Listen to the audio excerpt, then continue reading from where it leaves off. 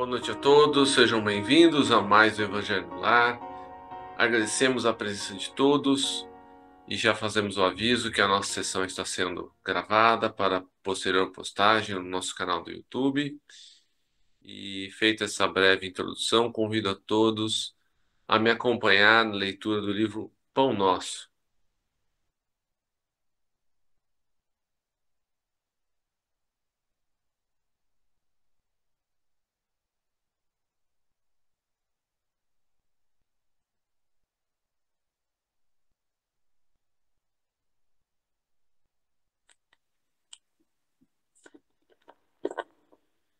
O Senhor dá sempre. Pois se vós, sendo mal, sabeis dar boas dádivas aos vossos filhos, quanto mais dará o Pai Celestial, o Espírito Santo, àqueles que lhe o pedirem.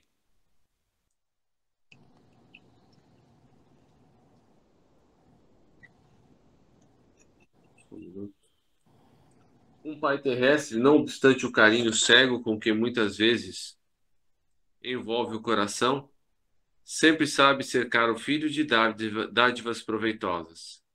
Por que motivo o Pai Celestial, cheio de sabedoria e amor, permaneceria surdo e imóvel perante as vossas súplicas?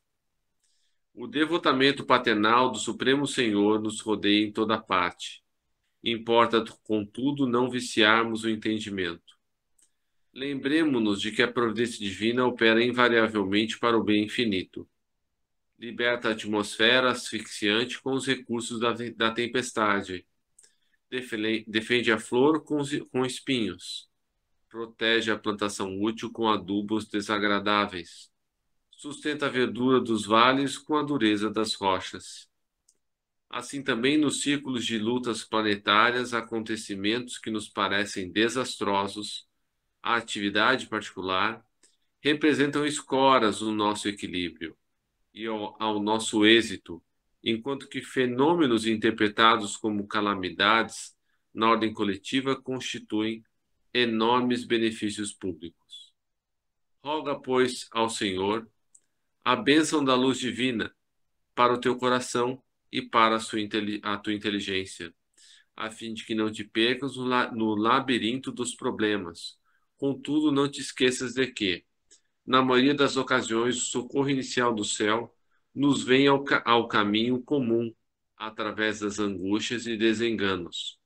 Aguarda, porém, confiante a passagem dos dias.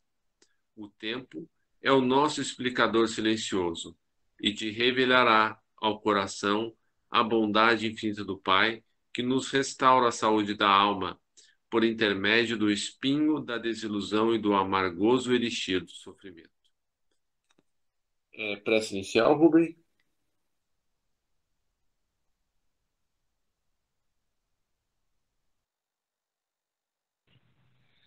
Nosso Pai, na terra e no céu, sagrado é teu nome. Seja feita a tua vontade conosco como no espaço. Dai-nos do teu pão suficiente para o dia. Em tua compaixão, perdoai-nos e alargai-nos nossos corações, para que perdoemos uns aos outros. Guia-nos para ti, Senhor, e dá-nos tuas mãos em nossas trevas, pois teu é o reino e em ti estão nosso poder e realização. Amém. Rogamos ao Senhor Deus Todo-Poderoso enviar-nos bons espíritos para nos assistirem, afastar aqueles que possam induzir-nos ao erro e dar-nos a luz necessária para distinguirmos a verdade da impostura. Afastai também espíritos malfazejos, encarnados ou desencarnados, que poderiam tentar lançar a desunião entre nós e, com isso, desviar-nos da caridade do próprio. Alguns procurarem penetrar nesse recinto, fazer que desce em nossos corações. Que vos dignais em instruir-nos, tornai-nos dóceis aos vossos conselhos, afastai-nos de todo pensamento egoísta, de orgulho, de inveja e de ciúmes. Inspira-nos a indulgência e a benevolência, para com os nossos semelhantes presentes ou ausentes, amigos ou inimigos. Fazei, enfim, que pelos sentimentos que nos animarem, possamos reconhecer a vossa salutar influência. Dai aos médiuns que encarregardes de nos transmitir os vossos ensinamentos, a consciência da santidade do mandato que lhes é confiado e da gravidade do ato que vão praticar, a fim de que o façam com o fervor e o recolhimento necessários. Se estiverem entre nós pessoas que foram atraídas por outros sentimentos que não a do bem, abra os seus olhos à luz, Senhor, e perdoai-as como nós as perdoamos, se vieram com intenções malfazejas. Pedimos especialmente aos sagrados Espíritos da Luz, aos nossos guias espirituais, para nos assistirem e velarem por nós nesse ato, assim seja. Que assim seja. Que vamos ler, meninas? Hoje é você, Rosinha? Você, Zana. Então, vamos lá. Página 166. Amai os vossos inimigos, retribuir o mal com o bem.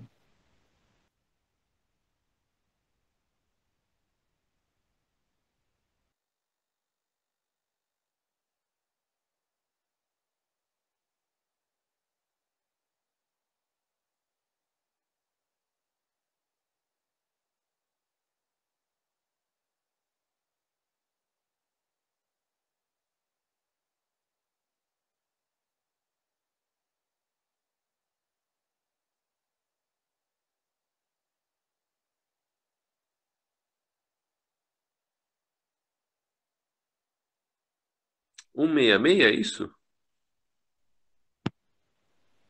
Sim, Ah, 165. Retribuir o mal com o bem, é isso? isso. Acho que eu vi um número a mais. Obrigado. Retribuir o mal com o bem. Aprendemos que foi dito: amareis ao vosso próximo e odiareis aos vossos inimigos. Eu, porém, vos digo: amai os vossos inimigos, fazei o bem aos que vos odeiam, e orai pelos que vos perseguem e caluniam, a fim de que serdes filhos de vosso Pai, que estás nos céus, e que ele faz se levante o sol para os bons e para os maus, e que chova sobre os justos e os injustos. Porque se só amardes os que vos amam, qual será a vossa recompensa? Não procedem assim também os publicanos? Se assim os vossos irmãos saudades, que é que isso fazeis mais do que os outros? Não fazem outro tanto os pagãos? Digo-vos que se a vossa justiça não for mais abundante que a dos escribas e dos fariseus, não entrareis no reino dos céus. Se somente amardes os que vos amam, que mérito se vos reconhecerá?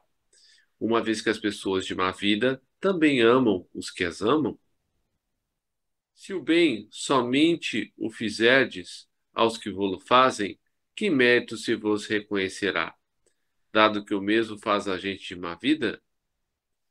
Se só emprestardes a quem possais esperar o mesmo favor, que mérito se vos reconhecerá?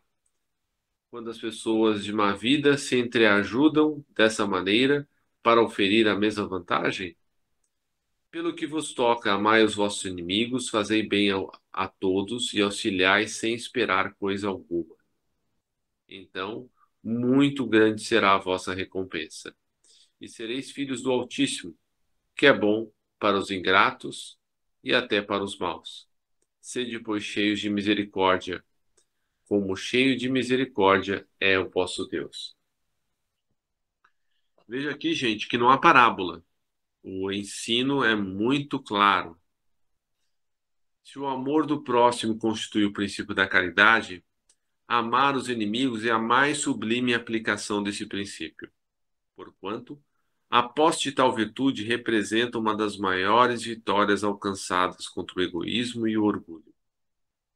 Entretanto, há geralmente um equívoco no tocante no sentido da palavra amar neste passo.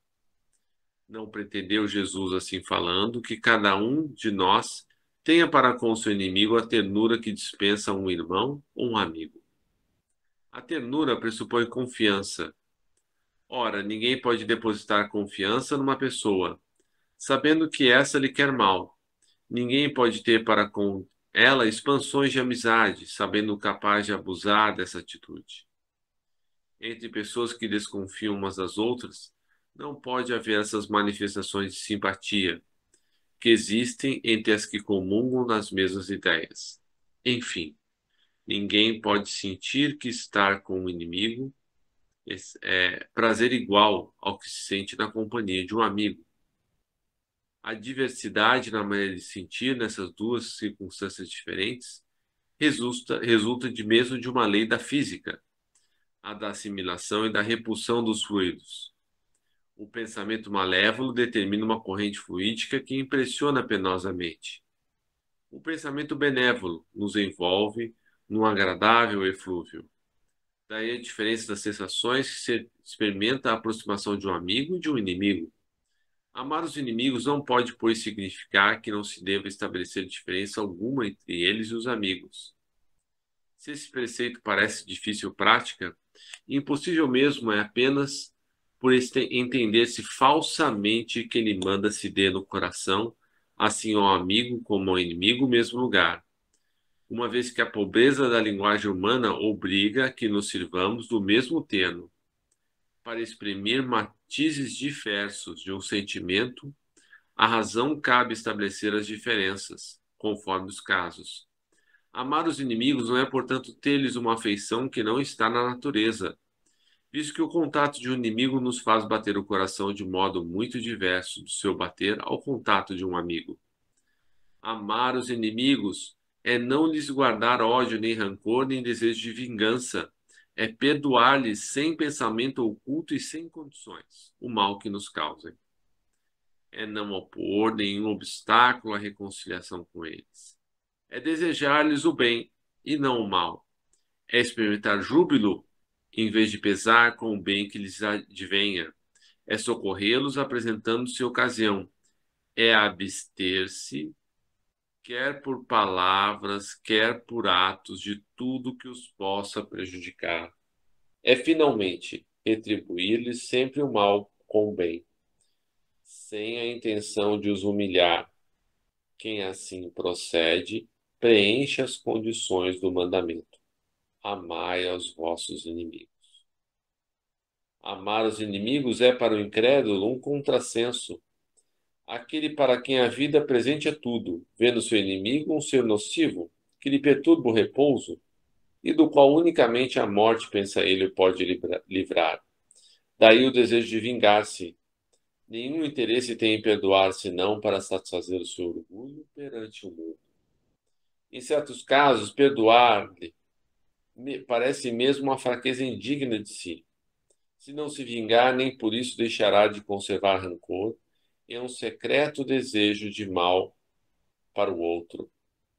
Para o crente, sobretudo para o espírita, muito diversa é a maneira de ver, porque suas vistas se lançam sobre o passado e sobre o futuro, entre os quais a vida atual não passa de um simples ponto.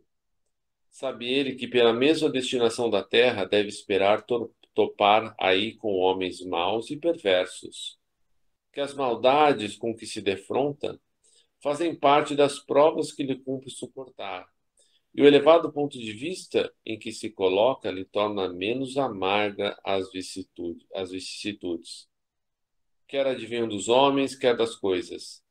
Se não se queixa das provas, tampouco deve queixar-se dos que lhe servem de instrumento. Se em vez de se queixar, agradece a Deus de experimentá-lo, deve também agradecer a mão que lhe dá ensejo de demonstrar a sua paciência e sua resignação. Essa ideia o dispõe naturalmente ao perdão. Sente, além disso, que quanto mais generoso for, tanto mais se engrandece aos seus próprios olhos e se põe fora do alcance dos dardos do seu inimigo. O homem que no mundo ocupa elevada posição não se julga ofendido com os insultos daquele a quem considera seu inferior. O mesmo se dá com que no mundo moral se eleva acima da humanidade material. Este compreende que o ódio e o rancor o aviltaria e rebaixariam. Ora, para ser superior ao seu adversário, preciso é que tenha alma maior, mais nobre e mais generosa do que esse último. Comentários? Fred, em princípio, eu me lembrei de uma frase do esoterismo sobre a leitura inicial e sobre o que nós falamos ontem, né? e honrar o pai e mãe. Não há nenhum órfão de pai e mãe no universo. A frase emblemática, não, meus irmãos? Bom, ódio, ira, rancor só trazem o quê? Dissabores à vida do ser humano. E perturbam o seu equilíbrio emocional. E consequentemente, isso pode trazer desequilíbrios entre mente, corpo e espírito, que são os fatores causadores de doença no corpo físico. Isso já foi estudado, já foi dito aí pelos espíritas renomados. A doença se manifesta no corpo quando a mente e o corpo estão em oposição. É claro que isso afeta diretamente o corpo espiritual. Caso nós tivéssemos aí a probabilidade de ter uma doença com 70, 60, 70 anos, isso pode abreviar a manifestação, né? E causar muitos dissabores na vida dos seres humanos. Então nós temos que nos pautar no perdão das ofensas, né? Controlar a nossa ira, os nossos rancores, eles são tão maléficos, né? Causam tantos distúrbios, inclusive a todos que nos cercam, né? Causa desequilíbrios no ambiente familiar, no ambiente social, conforme a importância do cargo que o indivíduo exerça ou da sua posição na sociedade, não, Fred? Temos que controlar essas tendências que nós temos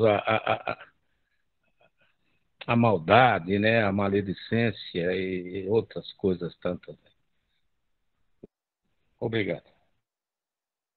Alguém mais gostaria de falar alguma coisa? Eu acho que é importante o autorrelato, né? Que às vezes pode servir de exemplo para as pessoas, né? E realmente, assim, acho que de 2 anos para cá eu consegui me curar desse mal, né? De remoer as ações das pessoas contra mim, né? De revidar na mesma moeda, né? E, nossa, eu posso falar de coração aberto, como é bom eu ter evoluído nesse aspecto. Obrigado. É interessante, quando eu primeiro tive contato com essa frase, né, de amar os inimigos, você pensa, mas que bobeira isso, como é que eu vou amar alguém que, né, me odeia também, né? E daí só muito mais tarde eu fui entender que, né, o amor a que disse Jesus é o amor ágape, né, que significa em grego compreensão, compreender o inimigo. Não é destinar a mesma afeição, como disse no texto, que se destina a um amigo, né, a um familiar querido, mas é justamente procurar compreendê-lo, perdoar-lhe, né, tanto quanto for necessário, pagar o mal que recebemos com o bem, né? E essa parte às vezes nos é difícil, às vezes chega uma situação favorável a um inimigo e nós damos aquela mordida na língua, né? E, e isso acontece. E é importante que a gente não negue, né, esses nossos problemas morais. Porque enquanto tivermos negando que não somos bons perdoadores, né, que falhamos muito ainda, que temos esse ou aquele defeito, nós vamos continuar projetando no outro aquilo que nós não queremos enxergar em nós mesmos. E às vezes eu me pego assim, não, ó, eu já evoluí bastante Mas aí, quando colocado numa situação mais fora do meu convívio comum, né? Casa, trabalho, né? Aí eu me pego, eu vejo que a, o que eu já construí de modificação em mim ainda é meio uma casca frágil. Não é uma couraça forte. Eu vejo que se eu não me cuidar, eu posso incidir nos mesmos erros do passado. E, embora num primeiro impulso eu não quisesse admitir isso para mim mesmo, pensando melhor, isso é uma excelente autoanálise, porque daí você vê que você progrediu, que você evoluiu, mas que você não progrediu nem evoluiu tanto assim. Que basta que você tenha, né, uma situação favorável para aquele vício moral, né?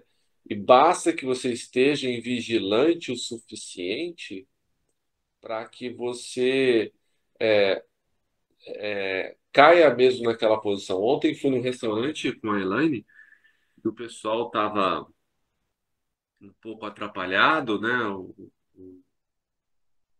garçom, a pessoa que fazia as pizzas e tal, né? E eu me vi assim, pensando, nossa, mas né, que mal atendimento, né? Que pessoal mais atrapalhado, se tivesse cheio aqui. Então, assim, eu me vi tendo pensamentos descaridosos, né? E por quê?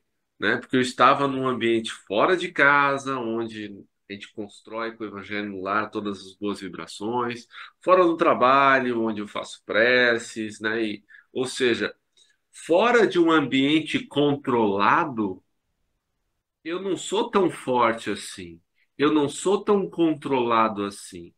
As minhas virtudes morais ainda são fracas, são fracotes ainda, porque eu não consigo ficar, me sentir fortalecido num ambiente de desproteção. E olha que eu fiz uma prece antes de entrar, mas eu escutei o mentor na minha cabeça. Olha só o que você está pensando, olha só o que você está fazendo.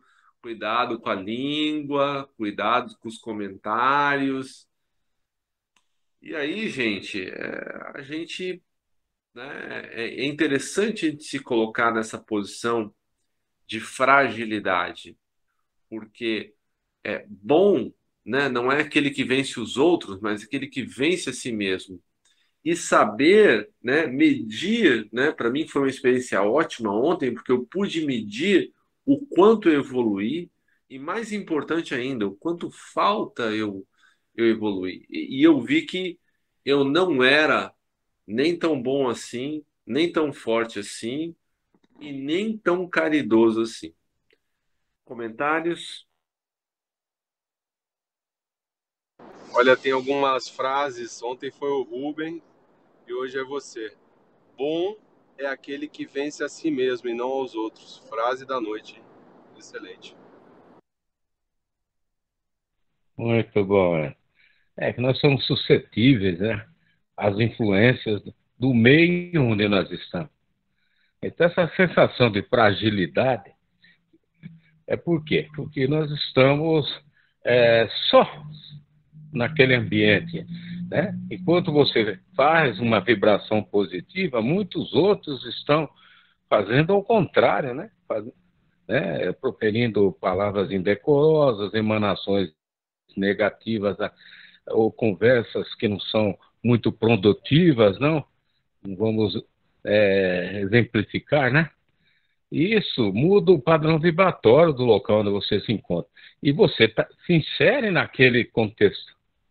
E você é suscetível de ser afetado por ele. Obrigado. Por nada. Mais alguém gostaria de fazer algum comentário? Deixa eu só falar que passou pela minha cabeça aqui. É porque quando a gente desenvolve essa capacidade, né, de amar mais os nossos inimigos, né, esses supostos inimigos, a gente também está desenvolvendo a capacidade de se amar mais, né? Porque como o Emerson falou, ele se sente tão bem, né, com essa mudança que ele conseguiu realizar. E antes do nosso estudo, eu estava fazendo, vamos dizer assim, um atendimento fraterno aqui com uma amiga que está passando por uma situação muito difícil, e ela está justamente naquela ira, e ela está numa depressão muito forte. Quer dizer, a pessoa pela qual ela está sentindo toda essa mágoa, tudo, está vivendo a vida lá, está tranquila, mas ela está se acabando. Então, eu falo para ela, né, ela tem que fazer um tratamento, sim, mas se amar também, né? Porque ela tem que se cuidar e a pessoa conseguindo desenvolver isso, né, em relação aos outros, a gente acaba recebendo, né, esse benefício também, né? Porque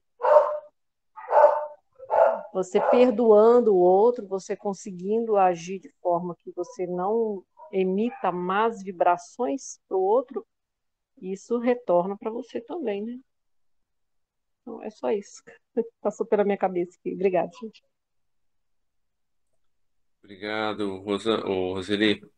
Eu tenho um diário, né, que eu costumo anotar as coisas, né, até no meu celular, porque é mais fácil. E com certeza isso vai para o meu diário, porque daqui a algum tempo eu vou ler isso e falar, nossa, olha só, eu lembro que aconteceu essas coisas e, né, eu, eu fui assim meio que vencido pelo meio, né, e as minhas más tendências fora de um ambiente controlado, elas se manifestaram de uma maneira assim quase livre, né? Então, eu sempre coloco essas coisas que me chamam a atenção no diário para eu poder rever de algum tempo para frente, porque aí eu vejo que eu realmente consegui progredir, né? E recomendo, se vocês quiserem fazer algum experimento nesse sentido, é muito rico, porque você consegue realmente medir o que você conseguiu progredir. Algum comentário final antes de passarmos para as vibrações?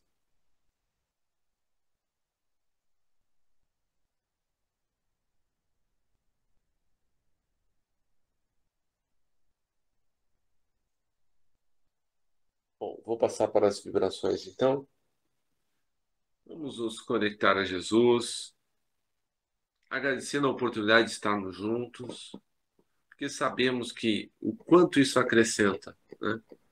Às vezes pode ser um grão de areia, né, na nossa lucidez moral e espiritual, mas esse grão de areia que a gente se apropria, né, e que faz a diferença para nós, a gente nunca mais vai perder, né? É por isso que o espírito ele nunca retrograda, ele sempre avança. Pode ficar estacionário, mas sempre tende a avançar.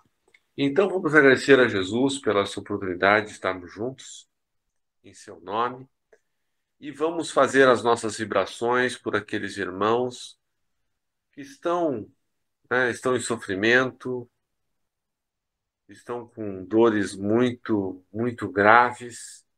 E daí nós reconhecemos que, de verdade, nós não temos grandes problemas.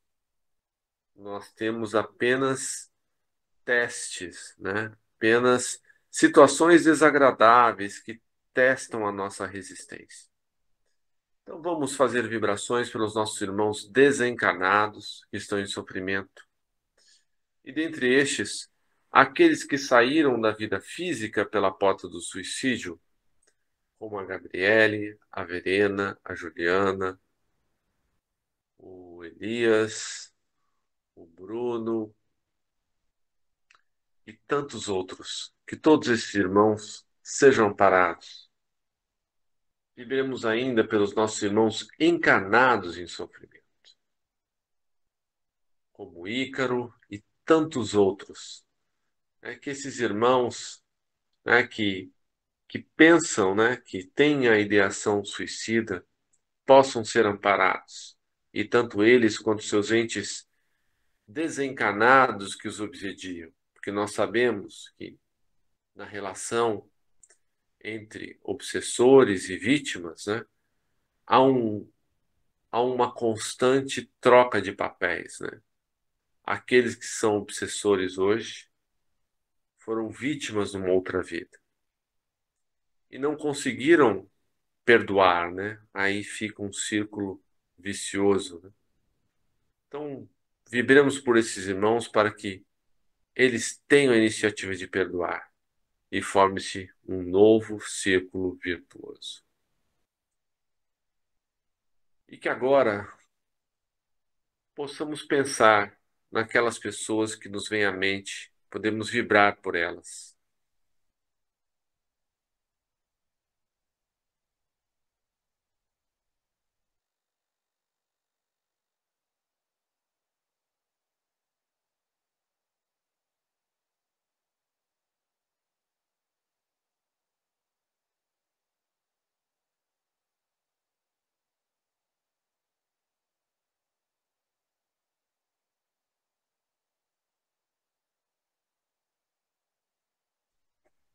Que todos esses irmãos e as irmãs que vieram à nossa mente sejam amparados.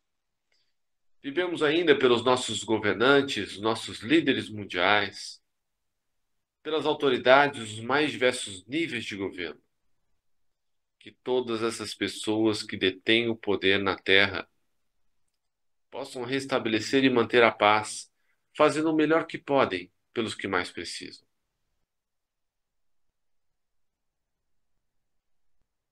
Vibremos pelos indivíduos anônimos que fazem a caridade, pelas igrejas, templos, centros espíritas, seitas de quaisquer natureza, que também atuem nesse sentido.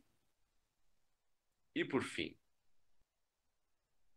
peçamos a Jesus que nos fortaleça no caminho do bem, para que possamos cumprir com coragem os nossos deveres, onde quer que eles nos levem, fazendo assim a nossa pequena parte na construção do reino de regeneração que Jesus nos prometeu, mas que começa no coração de cada um de nós, com os esforços que fazemos para dominar as nossas más tendências. Que assim seja, graças a Deus. Emerson, prece Maricard, depois Rubem, prece final, obrigado.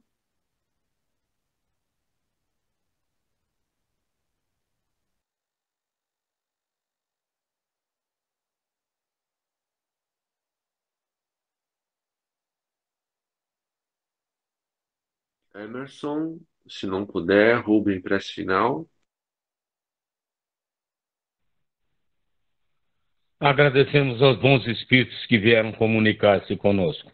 Pedimos que nos ajudem a pôr em prática as instruções que nos deram e façam que cada um de nós, ao sair daqui, esteja fortificado na prática do bem e do amor ao próximo.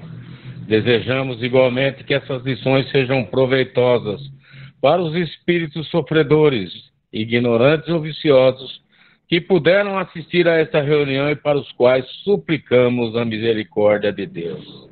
Assim seja, amém. Uma boa noite a todos. Jesus os abençoe. Amém. Boa Boa noite. noite. Boa noite. Boa noite, obrigado. Boa noite.